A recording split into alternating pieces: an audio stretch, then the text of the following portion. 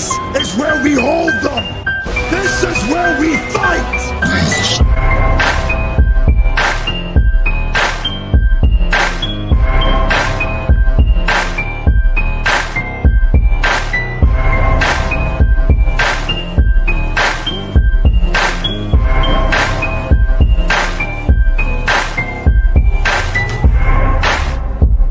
You are now listening to Sweep the Rack podcast featuring Brooklyn Rob and Big Mike.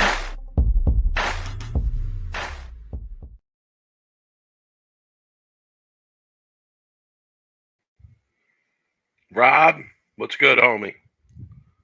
Mike, I've been stressing, man, last 2 days.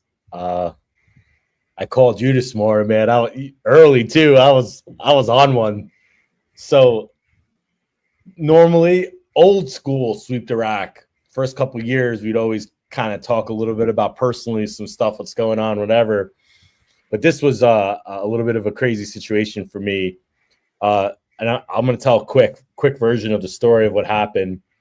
So last week, there was these Jordans that were releasing, and I was very, very in love with these Jordans when I was a kid, Mike.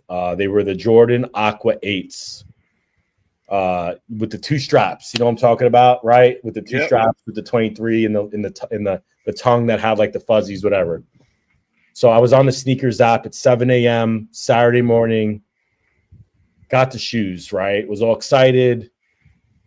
Was waiting for this delivery to happen, Mike. Thursday was supposed to be delivered. Got delayed. Friday supposed to get delivered.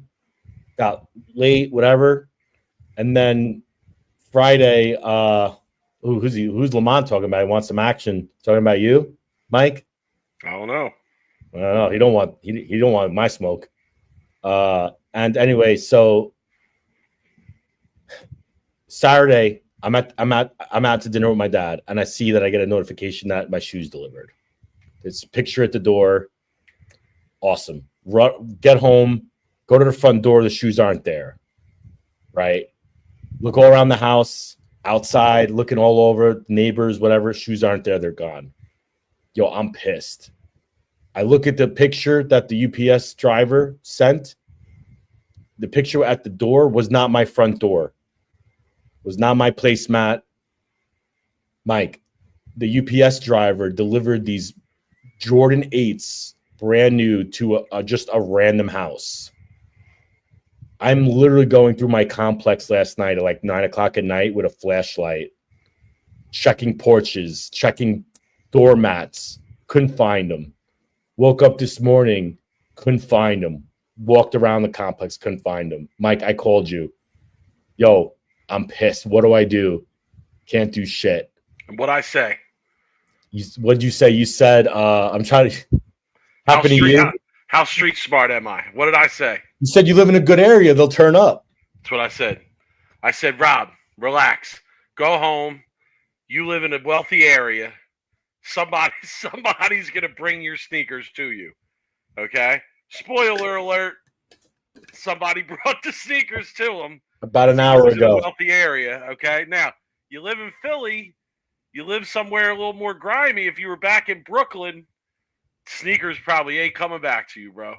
It's probably a lost cause. But Scottsdale, Arizona, where Rob lives, they're coming back to you. Yeah, they showed up at my front door about an hour ago, by the way. So this is pretty recent. Boxed, outside box destroyed, but the shoe box and the shoes weren't touched. Yeah, so, because they opened it up and they were like, oh, what is this? I didn't order this. Yeah. And like, oh, let's look at the address on the box. And they saw the address. They're like, oh, let's bring this to this person. They're probably waiting for this package. Probably worried about this. These are beautiful sneakers, whatever they are. So, yeah, good, listen, I know, come on, bro. The crazy thing is, Nico's asking why I didn't contact who delivered. I spoke to Nike. They can't do anything. UPS is closed on the weekends for customer service, by the way.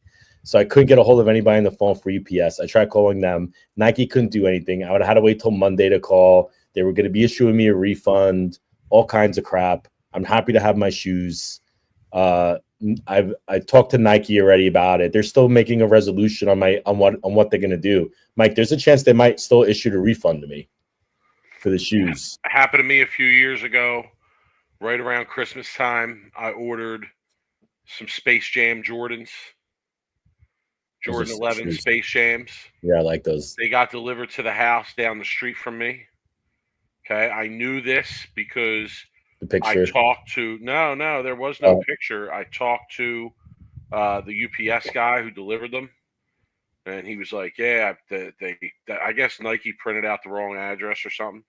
And I went to the person, knocked on their door, and they were like, "Nah, I have no idea what you're talking about." Oh, So Nike did refund me, as I told you this morning. I did get a refund, and I did eventually get the sneakers because they dropped them again shortly after that, and I was able to get them. But yeah, no, it's good, man. Good for you. Live in a good area. That's fine. That's like, my area where I live now. I wouldn't worry about it. I'd be like, yeah, one of my neighbors is gonna bring the package right to my door, no doubt. The crazy thing was Nike couldn't even resend me because they were sold out already. Yeah, well, that's it. Yeah. So they were gonna just refund me. But anyway, I just thought I'd bring up that quick story because that's what my last 2 days has been. Is I've canvassed my area. I posted some on that stupid Nextdoor app where people have no idea what's going on. They're all telling me things I should be doing and all this shit. My mom's on Nextdoor. Yeah, it's good for crime stuff. I like it for That's what she's on there for. She is a homeless guy living down the street from her. So her and all her neighbors keep up on what the crazy homeless guy is doing. Oh yeah, he's causing all kinds of trouble in the neighborhood. Well, yeah, he runs up and down the street and yells out loud. I don't know. They don't really know what he's yelling about, but I don't want to laugh, but no, I'm serious. It's crazy. I know. I worked in downtown Long Beach for years, and there was a drug going around that area where when the homeless people would take these drugs, these drug addicts, it would pretend it would make the person think they were on fire, and then they would take off all of their clothes and then just run down the street butt naked they were on fire. I don't know why someone would take a drug that would make you think like you're on fire, but I guess that was the thing. We used to randomly be at work and the windows would be open and then you would just hear some guys screaming and then we'd all rush to the window and you'd see some just buck naked ass dude just running down the street and you're like, what is happening right now? So yeah, I understand. I understand where you're coming from with the Nextdoor app trying to get it done there, but I'm glad it worked out for you. That's good. I'm glad it worked out in your favor. I got some. All right, Mike, let's hear about you league. No one wants to hear about my Nico wants to know if I shot over 600. Yes, I did. I shot 670, 680, something like that. So let's hear it real quick. Slowly figuring it out. Did the ball change? Did surface change? What did you do to all of a sudden now? I just kept switching balls. I just kept switching balls until I found something that gave me some hold. Hold is what I need. I need hold. I need the ball to not hook. That's what I need. If I can find the ball that doesn't hook, I'm going to be all right. Because there's a lot of friction to the right anyway. There's tons of friction to the right. There's tons of friction in the middle. There's tons of oil in the middle too. It's very strange. It's there's tons of oil up to a certain point, but then friction kind of early. It's the middle's somewhat short. And yeah, I kept switching balls until I found the Game Breaker 4 Pearl. And I've been using that. And that ball seems to, really want to scoot in oil. And that's what it does. And it's been giving me a good look. And I think this past week, yeah, my score wasn't that great. But the last two games, I went 7-10 in the first frame of the second game. I left a pretty solid 7-10 with a missed messenger. And then I didn't leave anything but a 10 pin from there on for the last two games. It was either strike or 10 pin, and that was it. Right. So yeah, pretty solid. Now I have a story to tell. Okay. I have a story to tell because I tell all you people that crazy things happen to me in the bowling alley for some reason, and I had another experience like this on Tuesday night. So I walk into the bowling alley Tuesday night, and all I have with me is a shoe bag and a 3-ball roller. That's it. Okay. And I walk into the bowling center, and there's these 3 young kids, high school age kids, standing at the desk. And one of the kids has a mullet, okay? He has a mustache. He looks like he's trying to pull off the Kenny Powers look. Or Joe Dirt. Okay. No. Much more Kenny Powers than Joe Dirt. Okay. So I walk in, and this kid turns around, mullet kid turns around, Kenny Powers turns around, and he kind of like makes eye contact with me, and I'm walking, and I walk up to him, and he looks to his 2 boys, and he goes, "Yo, you know this guy's here to F things up." Okay? That's what he says. And I'm like, I'm looking around like, is young Bull talking about me? Is he talking about me? So I swing around the desk. Okay, I come around to the other side of the desk, and I stop, and I put my stuff down, and I'm like, yo, I said, don't go disrespecting me looking like a Kenny Powers wannabe. I said, don't go disrespecting me looking like Kenny Powers Jr. over here. Okay, and these 3 kids his 2 boys were laughing, but they were looking at me like, what's this guy talking? And the kid goes, no, I wasn't disrespecting you. I wasn't disrespecting you. And I said, well, first of all, it's a joke. I said, Neems FYL, if you don't follow, but you should follow that. Don't ever disrespect me, okay? And I said, secondly, you were trying to disrespect me, son. I said, but I'm going to tell you something. You had words with the wrong one. That's what I told him. I said, you had words with the wrong one. Here's why. I said, I'm going to give you a few reasons. Number 1, I'm a high school teacher. And they're like, oh. I said, so I'm used to dealing with smart asses like you. Now his boys are dying. He's like, no, I wasn't trying to be a smart ass. I said, no, you were. Let's be real. You're trying to be a smart ass.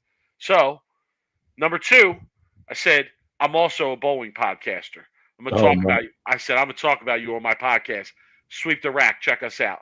I said, number 3, you're talking to one of the world's best bowling bettors. Oh, you do that. I used to be the world's best bowling better. Now I'm just one of, but I'm still one of. I think Dan DeLevy took over the world's best bowling better. I'm still one of. Okay. Top 5 Mount Rushmore. Top five. No. Out of 10 people that bet bowling. Pioneer in this bowling betting game. Okay.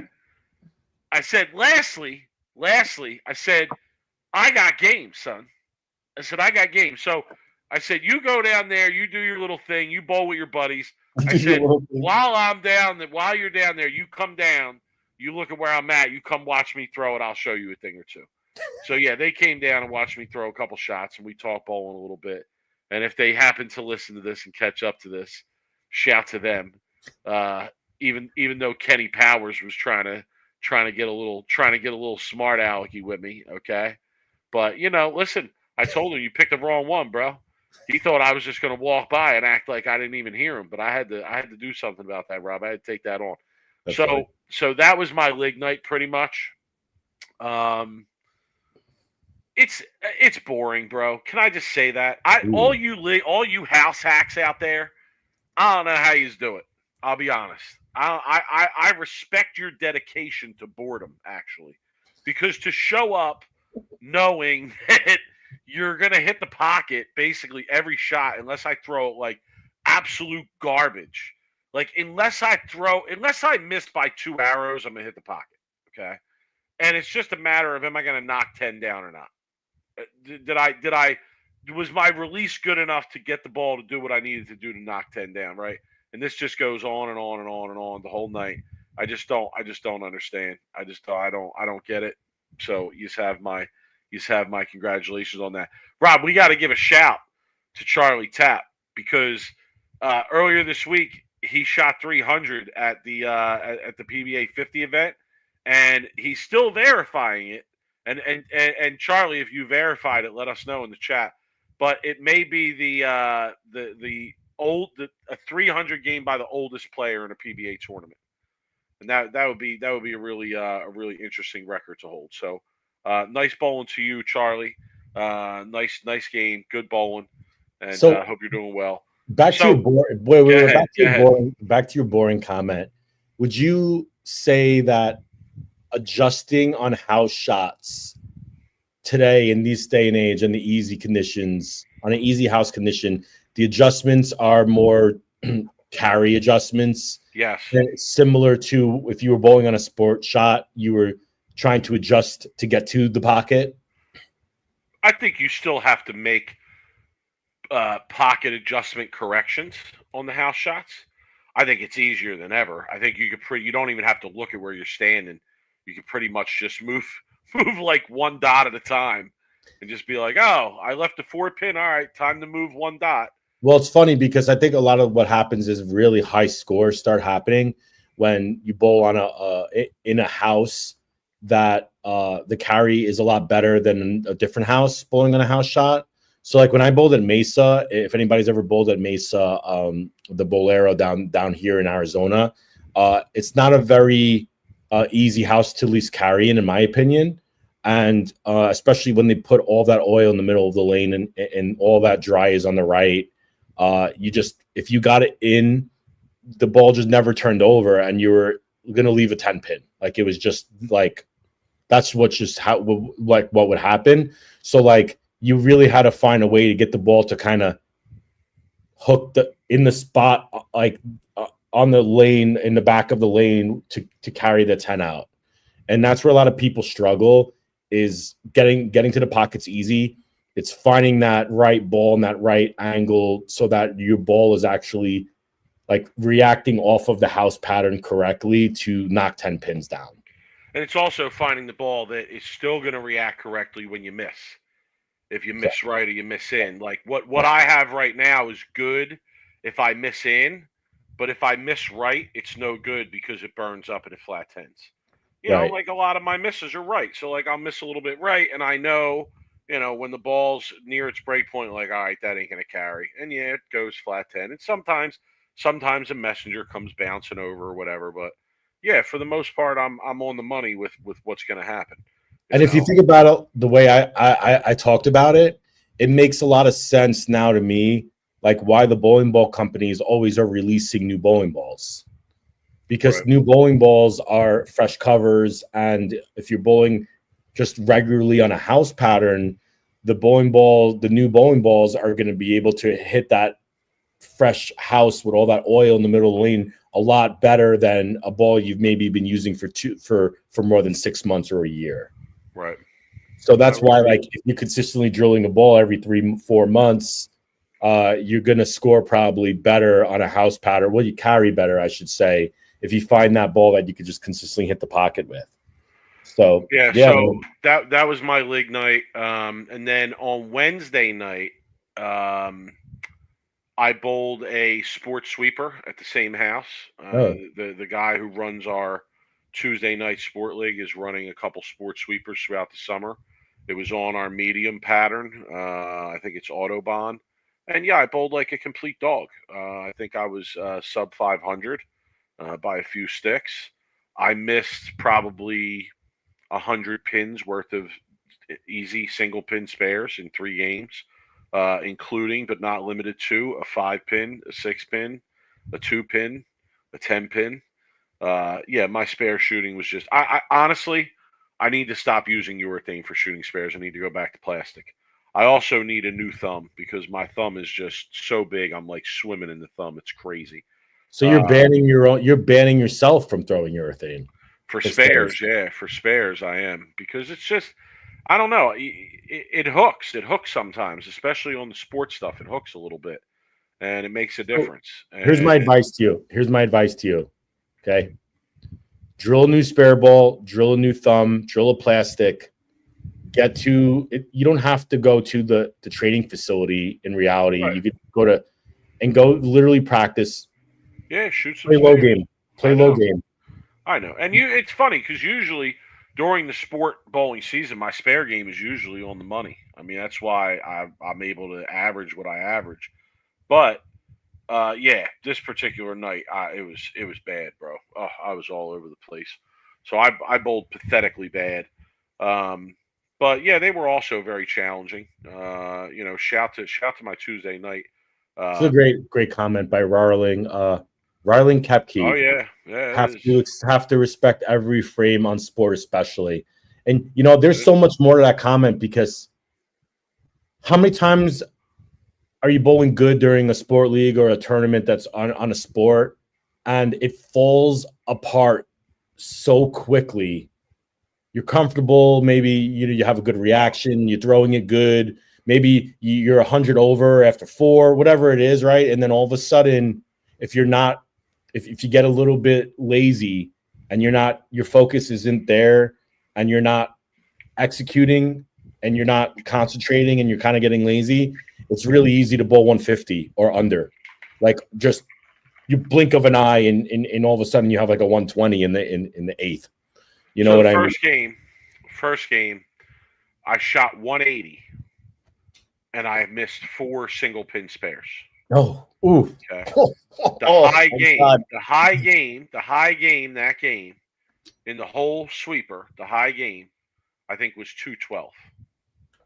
Okay, so if I just make single pin spares the first game, I would have won the high game. I would have been leading the tournament after game 1 with 2 games to go. Okay.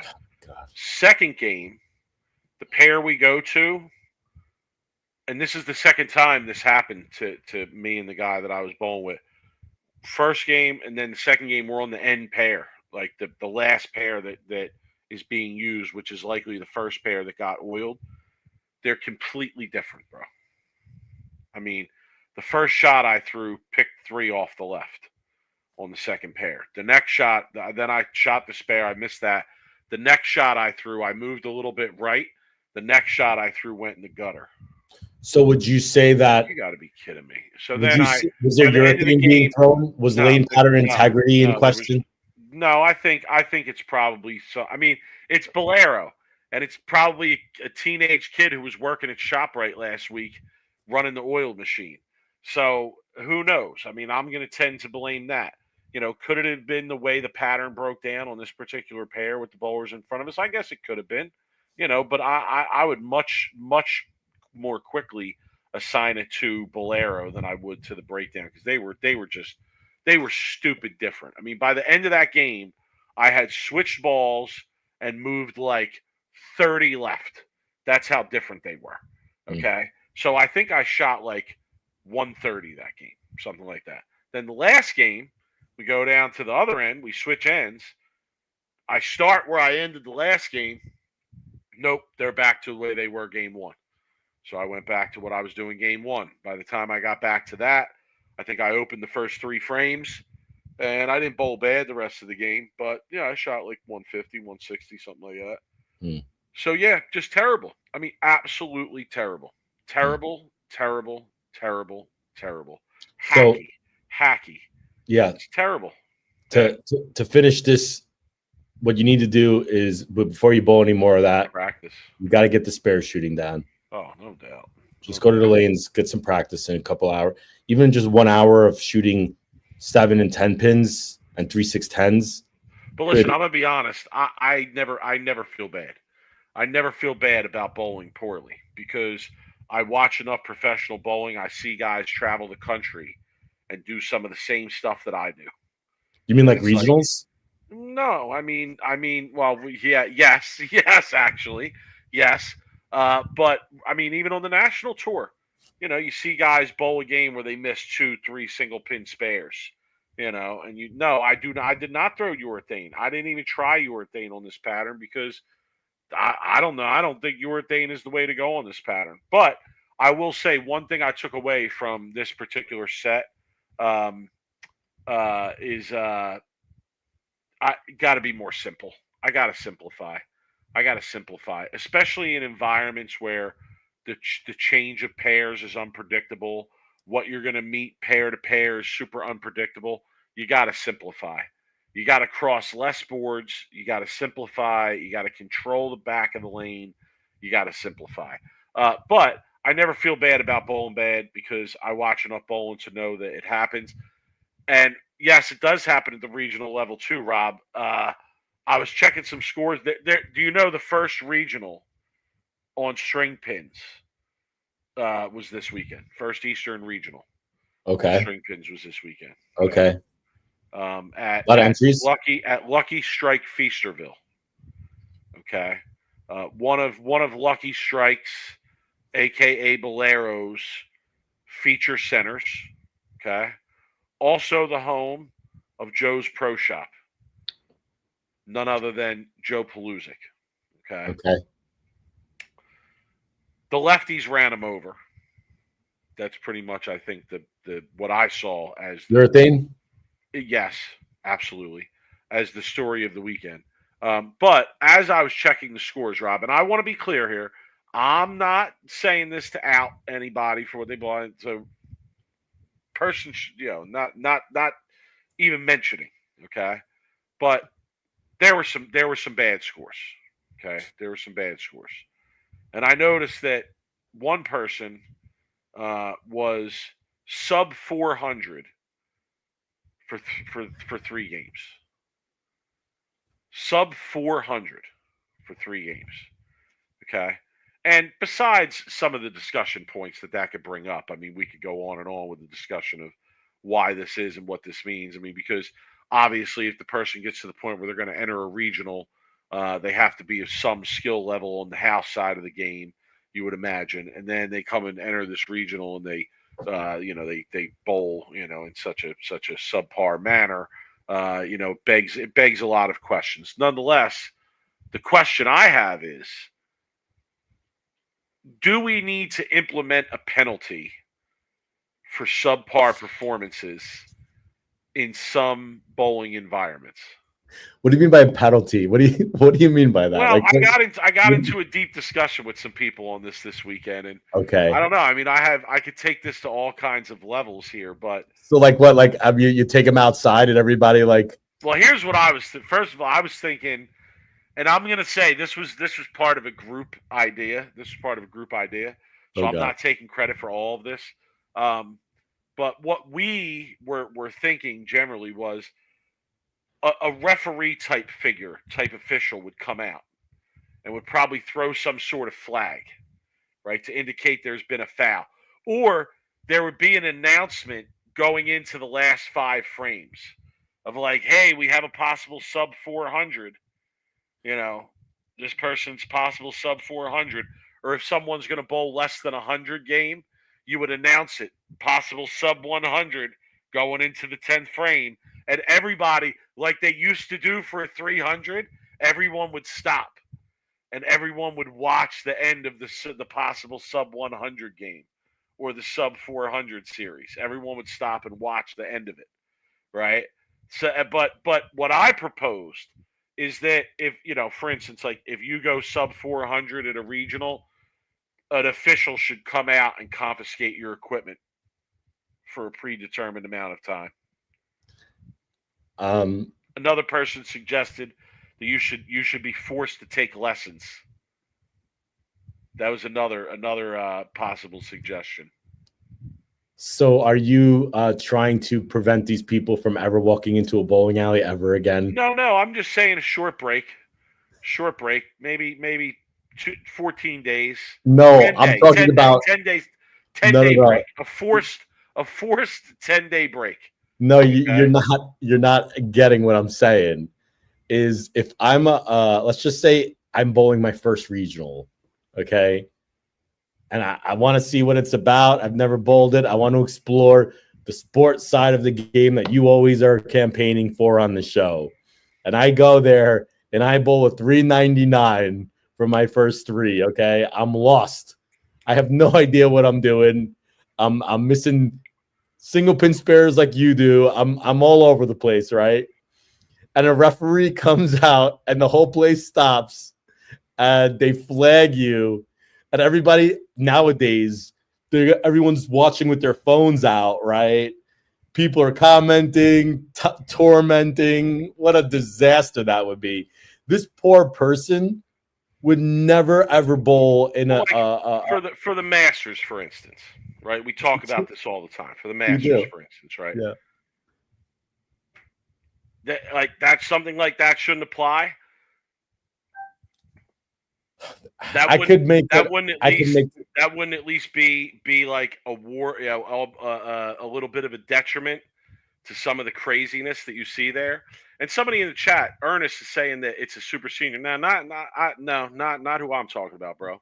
I wouldn't have brought it up if that were the case. Trust me, no. But I think I know who you're referring to. But no, it was a different conversation.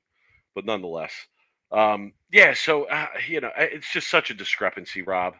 There's just such a and honestly, like there needs to be more people in the game to tell people no, like you're not ready for that. Just be honest with somebody and say, no, you're not ready for that. Like you need to try that environment at a lower level before you go to the quote unquote professional level, even if it's a lower level of the professional level.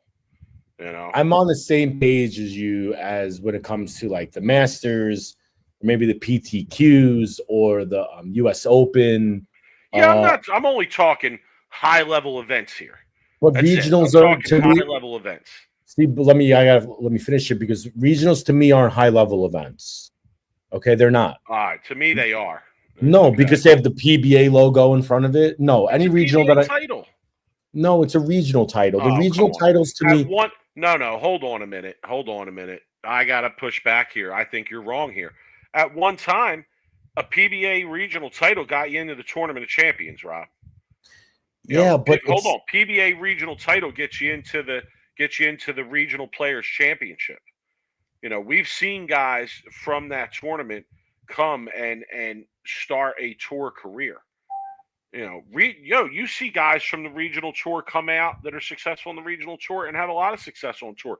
Tim Foy being the latest one, right? So I disagree with you. No, I think the regionals are a high level competition. No, because here's why I say that is because when I bowl regionals, when I was in my area and a regional would come into my area, the entries to the regional would be like 85 to 90% of the same regionals that would show up to like the local scratch events. And then the other 10% were some of the national tour players that would maybe travel to bowl and that would come out of the woodwork to bowl regional. So you'd have like 85% your same people that would show up to your scratch events in your area. And then your 15% would be some of like the national touring players in your area. But I'm saying, like, if you are claiming that the regional level of competition is not high level, okay, if that's what you're claiming, then there's only two high levels of bowling? The highest, yeah. Because it's like the third highest level, period. I mean, I don't even think that's arguable. Like you got the national tour, right? PBA tour, okay. Then you got international.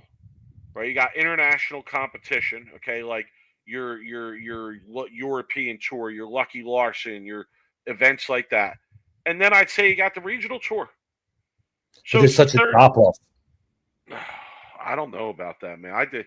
All right, we'll let this go. But I this was not part of the conversation I was expecting to have. But yeah, I disagree. I think a regional is a high level competition. I think that. If somebody that I was an acquaintance of in the bowling community, right, came to me and said, "Hey, I'm going to go bowl this regional," and I thought that they weren't ready for it, I would tell them like, "Yo, you shouldn't go bowl that. Like, you're not ready." No, I don't see. I'm okay with them bowling it. You should go bowl. You should go bowl a Greg Tack event. You should go bowl a local sport event, before you go jump to the regional level. I mean, a Greg Tack event, the Greg Tack's patterns are 1,000 times harder than the regional patterns. The regional patterns aren't that hard. Competition is not as hard. I could agree with that. All I'm saying is I'm fine with a bowler who's first experiencing like sport shots or whatever to bowl a regional because it's not really like a big entry fee. You're not paying, whatever it is, like $250, $300, whatever it is. And you're getting your teeth kicked in. Yeah. But it's still ultimately like, I don't know. Like, I don't feel like it's that big of a deal for somebody to bowl under 400 at a regional. I don't. It's a regional. Like, to me, it's like, whatever. I don't know. I just feel like that. I don't know. I almost look at a regional title right under a PBA title. I mean, I look at it like I'm not disagreeing with right that. under the other. I'm not disagreeing, but there's a huge fall off from the national title to a regional. If you win at the regional level, I feel like you at least had to beat some really good players, some really good bowlers. But okay, like I'm not saying that, because I'm saying is that the regional play, like the regionals are a big drop off from the national events, right? You know, no because question, no question. And somebody said in the chat that some regions are tougher, better than others. I agree with that. I think every region has at least a handful of really good players, though. The Southwest stands out as a region where it's like, I mean, a lot of the guys are national tour guys that bowl that region, so that definitely stands out as one. But yeah, I just, again, I'm surprised to hear you say that. I am. That's my takeaway from that conversation. Is I'm just surprised. I mean, I do eventually want to win a regional, like I do. That is a goal of mine. I think it's prestigious. That's what I'm saying. Like, I guess that's why I look at it the way I do, because when I see instances like that, and it's not somebody who is there for some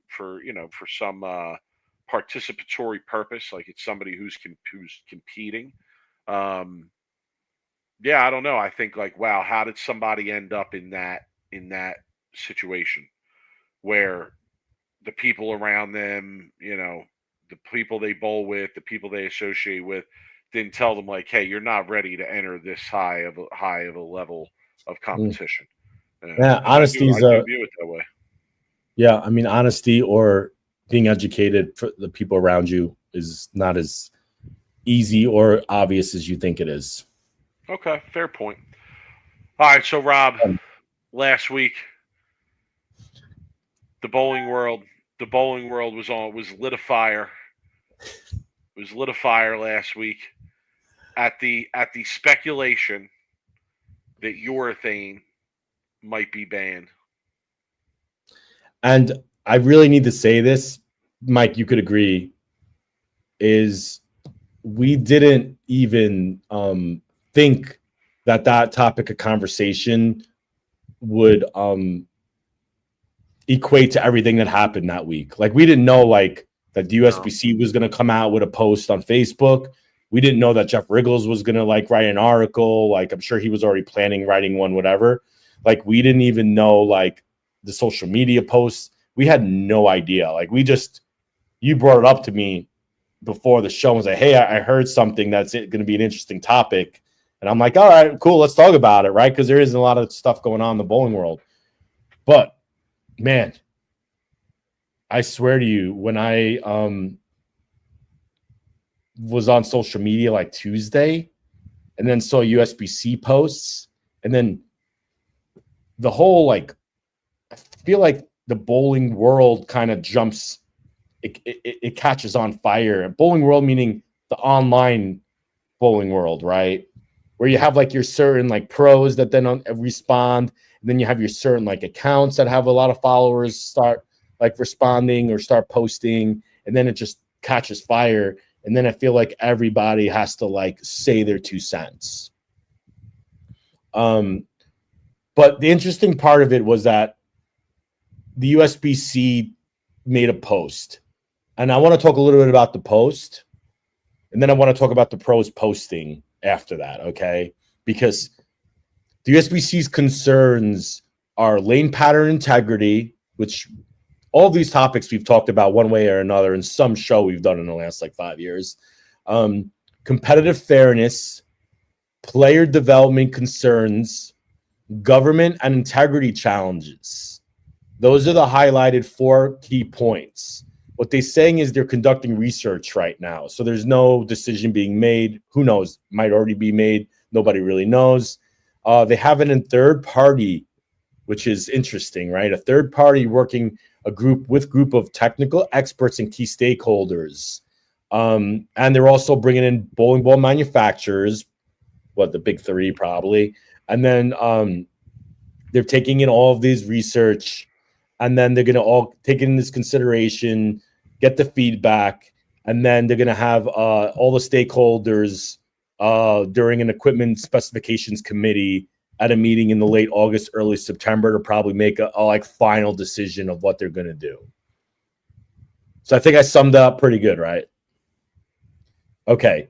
Now, Mike, out of those 4 topics, I'm throwing this to you now.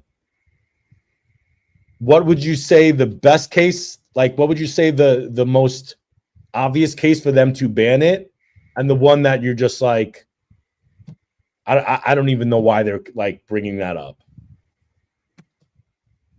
I personally, for me, I can't see the case to ban it. Just can't see it that way. Cannot see it that way. Okay, are we going back to the Redskins? Cannot follow that logic. Do not understand it. Think it's backwards. What about the integrity in the challenges of like the rumors of like ball soaking happening now? Like, don't you think that's a pretty like obvious case for them to be like, yeah, this is not good? I understand. I get that. Because it's happening. Like, there's I don't people know. in. Is it? I get. I believe it. Yes, I believe it. I've heard from people who know people who are like, bowling world is a small world, Mike. Like, it was happening in college, right? They caught it, didn't they? It happened in college. They caught it. So, and I guess I don't know. Is there nothing that can be done to try and combat that? Like, there's no way that the ball companies could add something to the cover of the ball where it would change color if the chemicals are altered. So I don't know. Like if you pee in the pool and it turns blue. Yeah. So I don't know. I mean, then I guess perhaps, and maybe this is why they want to ban it. I guess perhaps you have to do constant and consistent testing.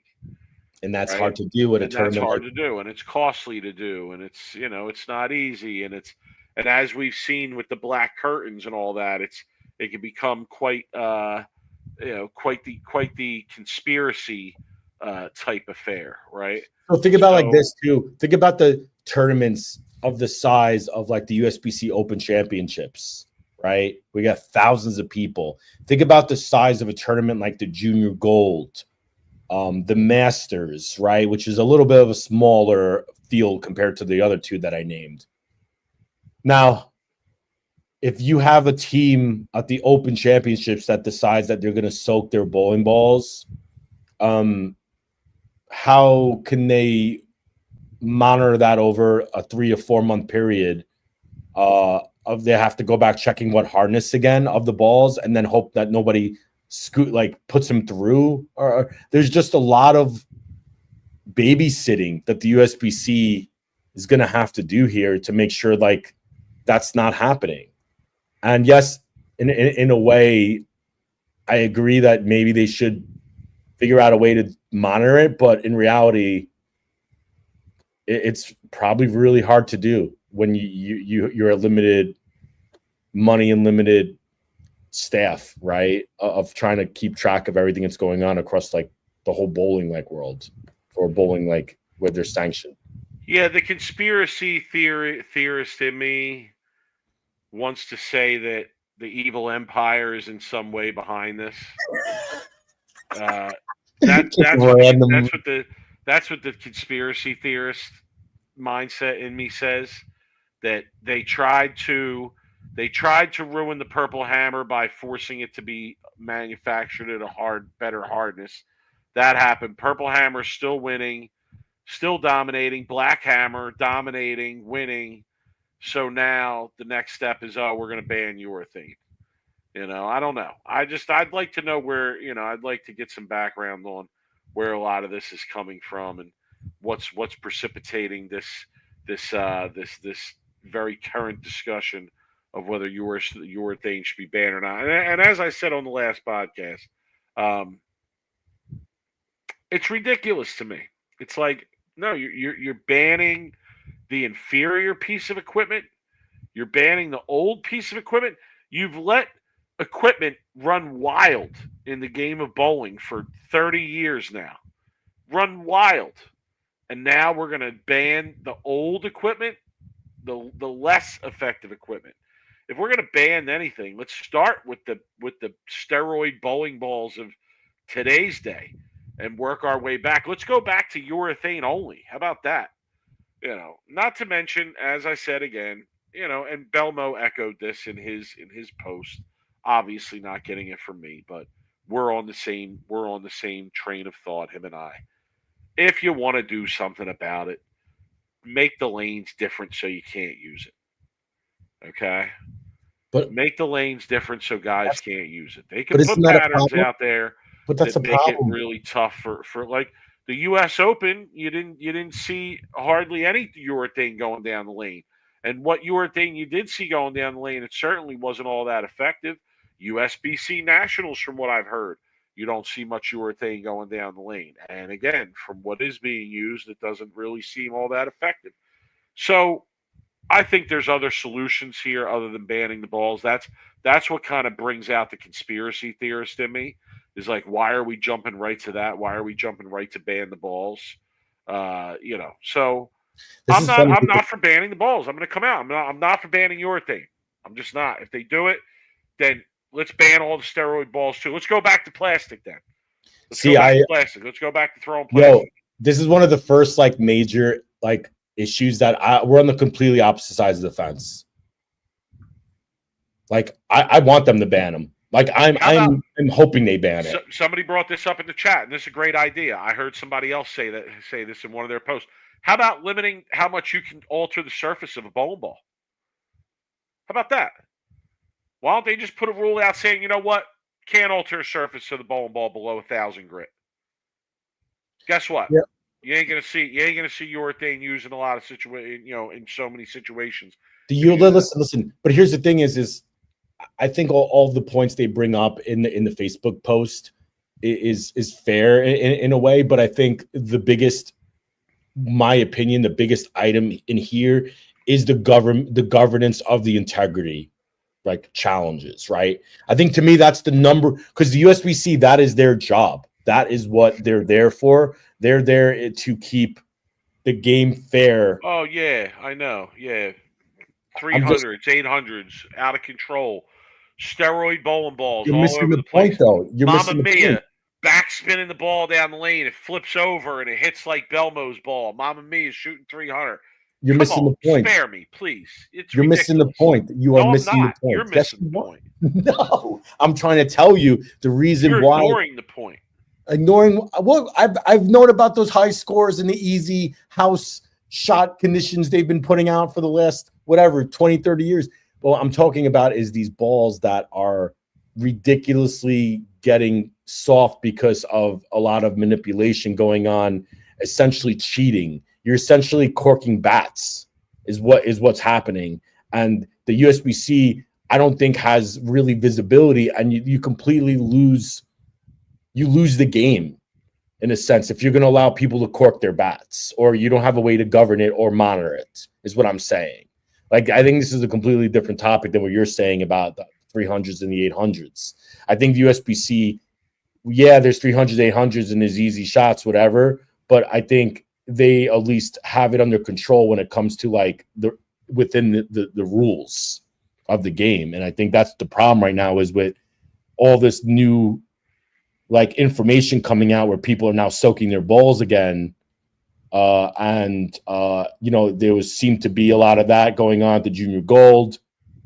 It's all speculation, but there's been some talk about it where the USBC is afraid that that's going to start spiraling. And then it's like almost like a fire, like a brush fire that is just going to get so out of control where they're not going to be able to like govern it, because everyone decides like, oh, well, if there's USBC Open Championships and we're all on the same team, why don't we do that and manipulate however we want it and play outside of the rules. So to me, that's like probably the big thing. I did talk about a tinfoil conspiracy theory last week about like the bowling ball companies, and I still think that is kind of there in a sense, because of the fact where there's been knowledgeable posts about people who work within the companies that say like urethane, like I don't think the bowling ball companies make the money on the urethane stuff. But I do want to talk about one other issue here that I have. Okay. Wait, I just want to say it's a terrible analogy that you made of urethane balls to corked bats. Why? Because one, a corked bat is giving you an advantage of hitting the ball harder, hitting the ball further, right? Increasing your ability to hit the baseball. A urethane ball is actually an inferior piece of equipment to almost any resin bowling ball. The reason that the urethane is being used is because it's effective on the conditions that it's being used on. So then Right? how is it That's why inferior it's then? being used. What? How is it inferior then if it's more useful than the Because what's inside the bowling ball is inferior design wise and materials wise to what is in a urethane ball. Okay? I mean, this is simple fact. Alex? So you're gonna allow corking of baseball bats to some people who want to do it because you still have to hit the baseball? Like, I don't know, that doesn't make any sense to me. I'm just saying I don't like that analogy. To me, urethane is comparable to like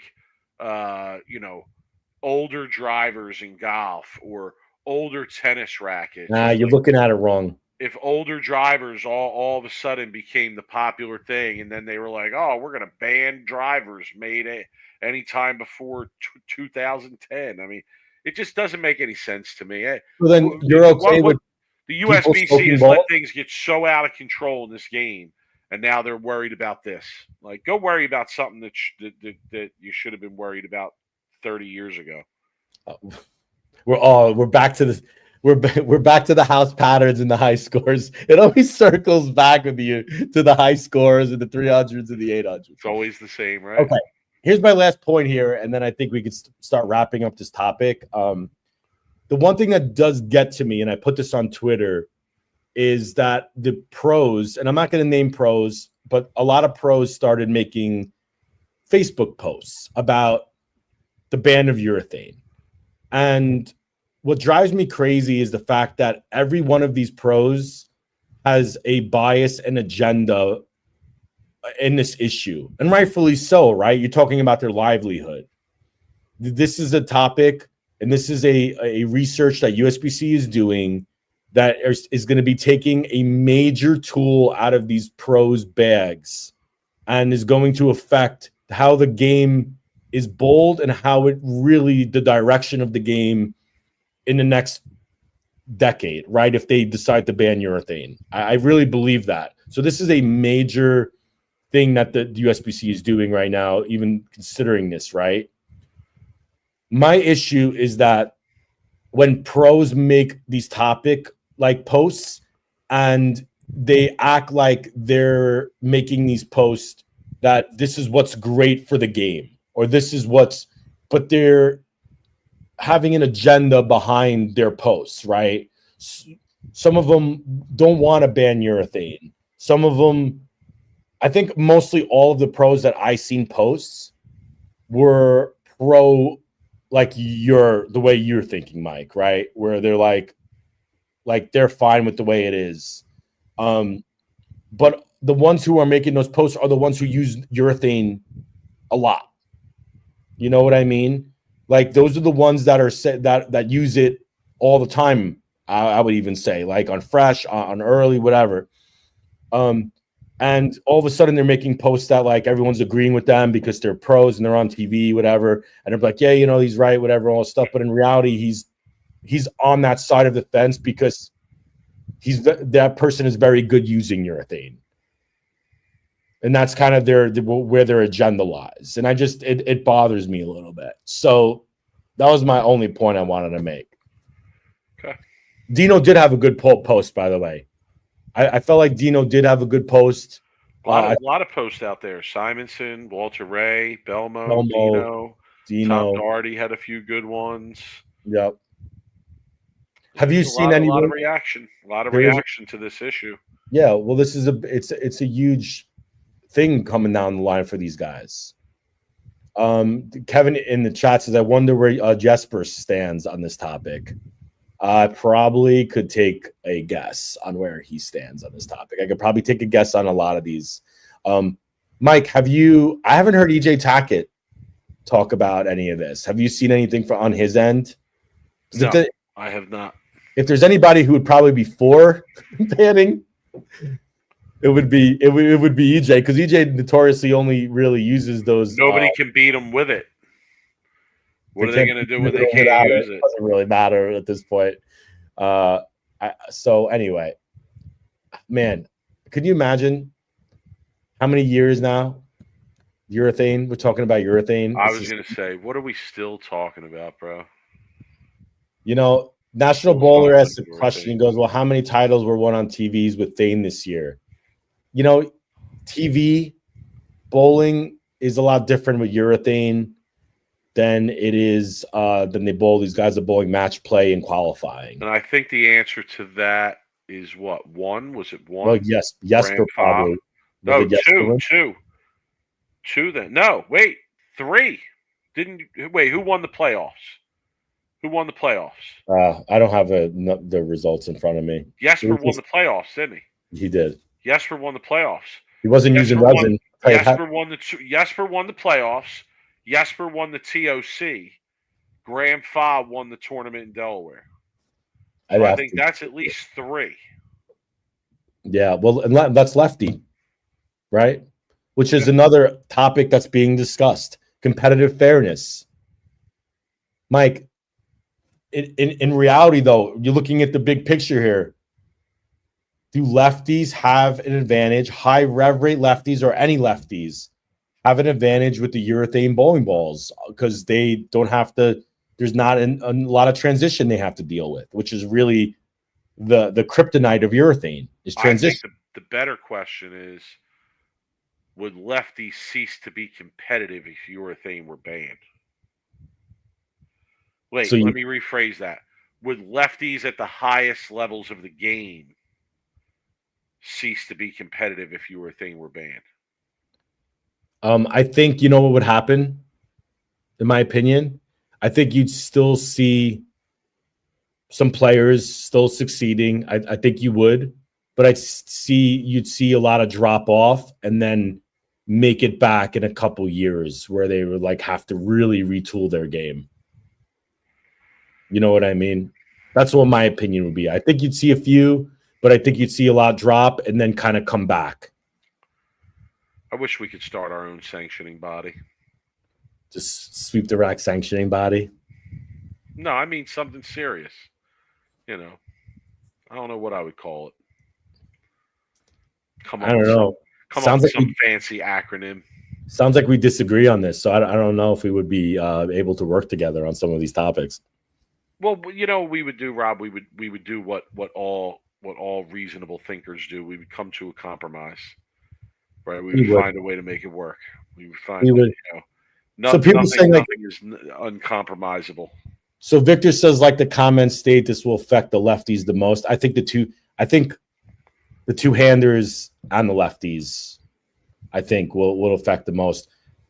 Watching a two-hander with a high rev rate, and there's some two-handers with low rev rates. Watching a two-hander with a high rev rate that's in the high 400s or low 500s, having to bowl on a fresh, short pattern or something where that would be the learning curve for a lot of those guys. And I think that's where a lot of those guys would struggle.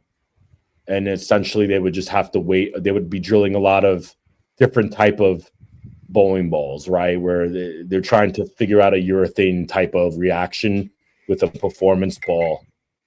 You start seeing a lot of not urethanes like that new, all of a sudden people are picking up and using in a sense.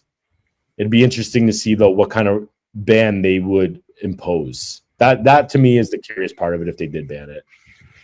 This is a great name for our new sanctioning body, the PMDBC. The PMDBC, the Pain, Misery, Depression Bowling Congress. Hey, how's that for a shirt? Depression Bowling Congress. I love it.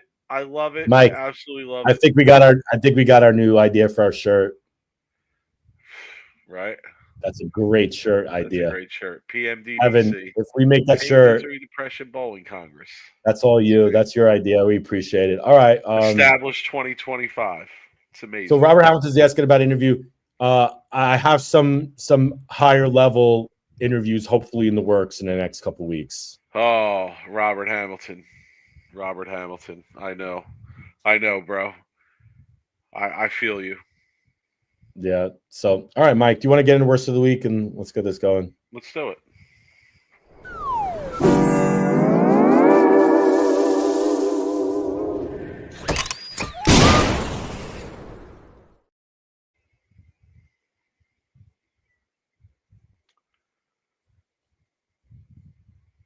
All right, you want me to go first? You want to go first? No, I'm going to go first because my worst of the week isn't really a worst of the week this week. I know I get a lot of crap for it because it's worst of the week.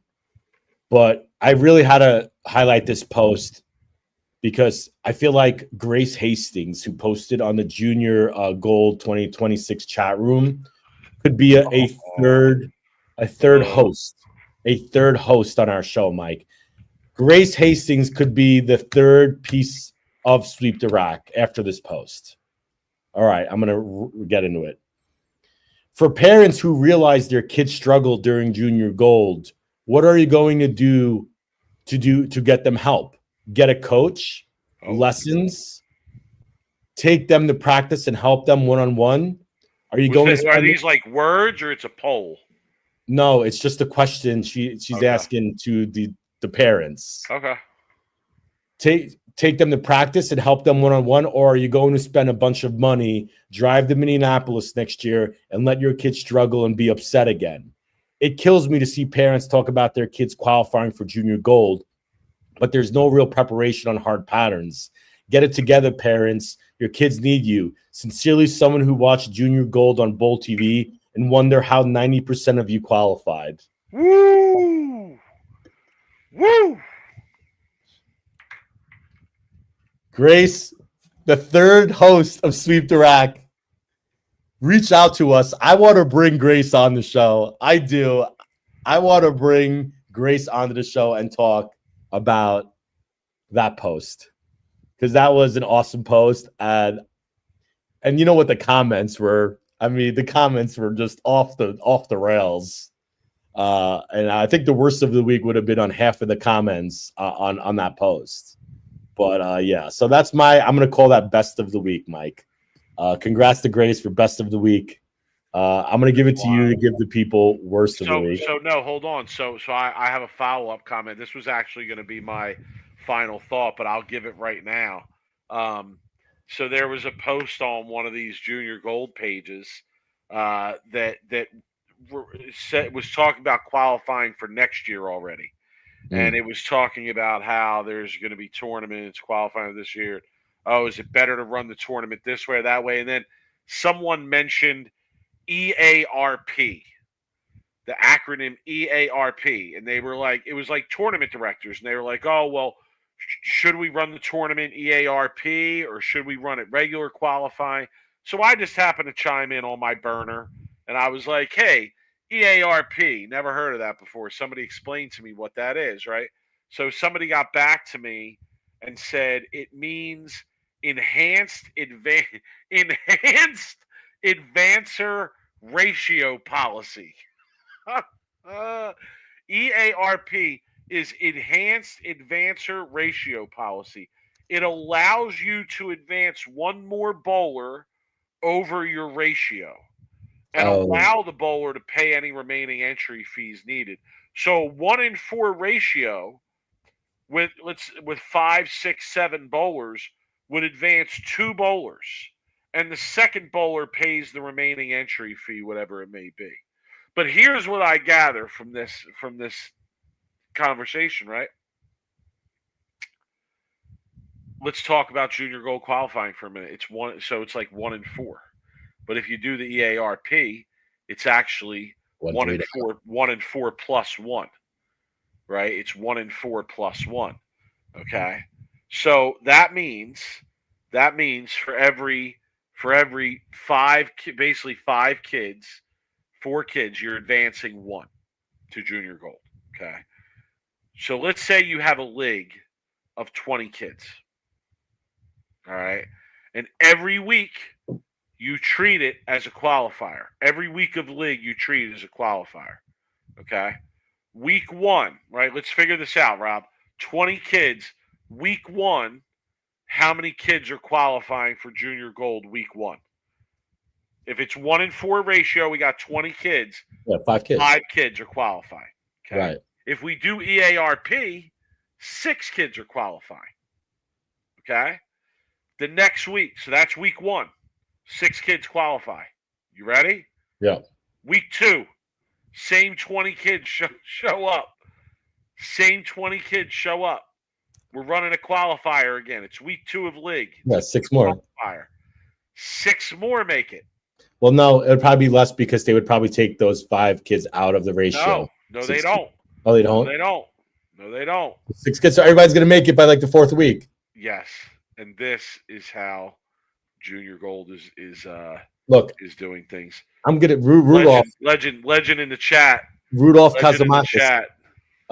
Legend in the chat. What's up, Rudy? Yo, I think I'm just gonna say it again. Like, we just got to stop thinking of it as a elite junior tournament and just thinking of it more as a convention type event, and just like be okay with it at this point, Mike.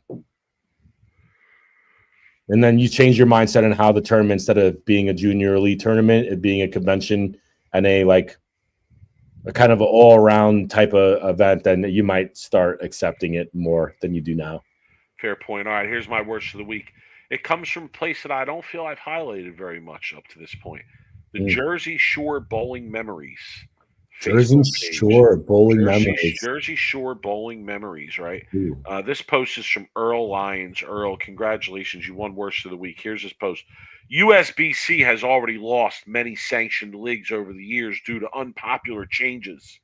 How many leagues do you think they would lose if they ban urethane balls? How do you think it would affect tournament participation? Do you think there should be a grassroots revolution to establish a new sanctioning body? Now, love the idea about the new sanctioning body, Earl. I'm with you, bro. Let's go. Grassroots revolution. Yes, right here, Sweep the Rap. Grassroots revolution. But Earl, I give this post worst of the week because you asked the question, how many leagues do you think they would lose if they ban urethane balls? I'm going to tell you. I'm going to give you the answer right now. You ready? Give it to him. It's 0. 0. It's 0. It's none. It's nada. 0. Shouldn't even be a part of your post, Earl. 0.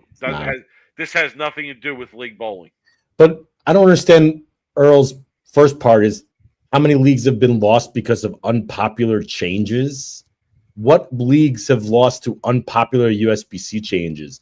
What, because they stopped giving 300 rings? People like leagues have closed up?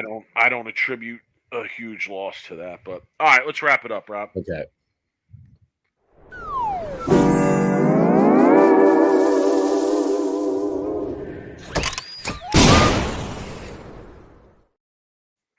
All right, final thoughts. I gave my final thought. It was about the junior gold qualifying. Yeah, my final thought is that the Lucy doubles is going on right now, it was Brianna Cote. Congrats. 12,500 apiece and a title. Okay, I got 2 issues with the Lucy doubles. Only 2. I love the tournament. I love everything they do. I love the cause it's for. I love the format. I love it all. I do have 2 issues with the Lucy doubles. 1, there's no step ladder. Needs a step ladder. It's no step ladder, and 2, it's not. The step ladder needs to be on some type of bowl TV or it was on bowl TV. Even a tape, bowl TV. Like even a show where. How cool would it be if they would have done the Lucy doubles step ladder at their during the junior gold arena setting, right? I think that would have been a cool atmosphere where they could have just added that finals to it if they would have held the Lucy doubles a few weeks. I know I'm just at this point talking like out of my ass because it's hard, but those are my 2 biggest pain points with the Lucy doubles. The fact there's no step ladder and the fact that the step ladder is not aired on any type of TV or taped even TV. I think that people would love to see that mixed doubles type format. Yeah, I guess I can make that my final thought. Homeboy who cheated on his wife with the player that he was coaching on the college team got disqualified from this tournament for Yeah, he got disqualified because he was throwing out of date Purple Hammer, I think is what I heard. Oh, really? I heard it was a recoil. Like it was a. Oh yeah, okay. It was like a motive. Out of date ball. It was an out of date like motive, like one of the like the Venom recoil. Yeah, fair enough. You. If anybody doesn't know, believe you have to stay within a certain year. You can't throw anything before. I believe is it 7? It's 19, I think. I don't want to get it wrong. I get lit up for being wrong on that type of stuff, but I think it's a certain past you can't throw. And our boy, man, talk about like cheating and getting caught. This guy is 0 for 2. Thrown out of USBCs last year too. Oh yeah. So what is he 0 for 3? He's 0 for 3 now, cheating and getting caught, my man. Dude, you should just stop cheating. Bro. Just stop cheating. Some people just shouldn't cheat, and maybe this guy shouldn't cheat. He just keeps getting caught. Rules, bro. Read the just rules. Don't cheat, man. You're too good at getting caught, my friend. All right, we're gonna wrap it up. We appreciate everybody joining us. Hit us up on social media. He's at Brooklyn Rob 11. I'm at the 215. We do most of our talking on X. Email us at sweeptherack@gmail.com. We appreciate all the emails. We brought up a couple of them tonight as we were getting through things here. Merch. We're dropping some new shirts. So InsideBowling.com. Content creators, Sweep the Rack. Use the code PatchPire 15% off. Okay, you can check those out. The t-shirts link. I will likely be around for a show next week. I don't know what Rob's schedule is. We hopped on last minute here, but I'm good.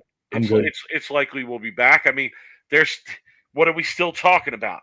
We're talking about urethane. So we'll probably be back talking more urethane next week. Who knows? We're working on some things for you all. We're working on some things. We might have a great show lined up next week. I don't know. We might not. We'll see what the week brings. But nonetheless, we appreciate all the support. We appreciate all of you hanging out with us. Yeah, like and subscribe. Help Rob out. Look for our little clips out there.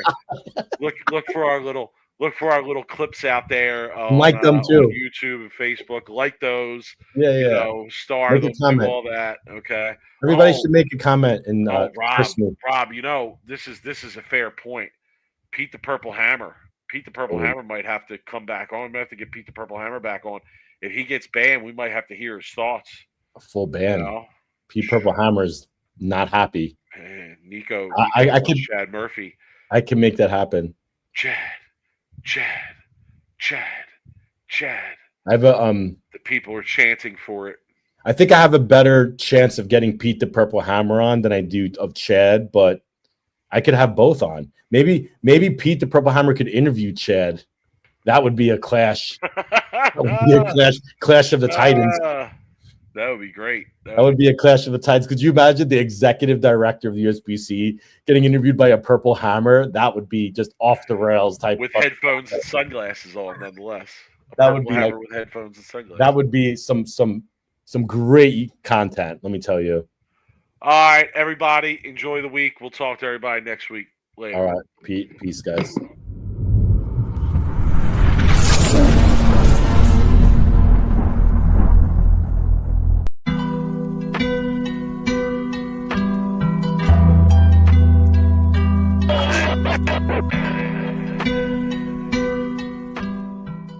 You are now listening to Sweep the Rack podcast featuring Brooklyn Rob and Big Mike.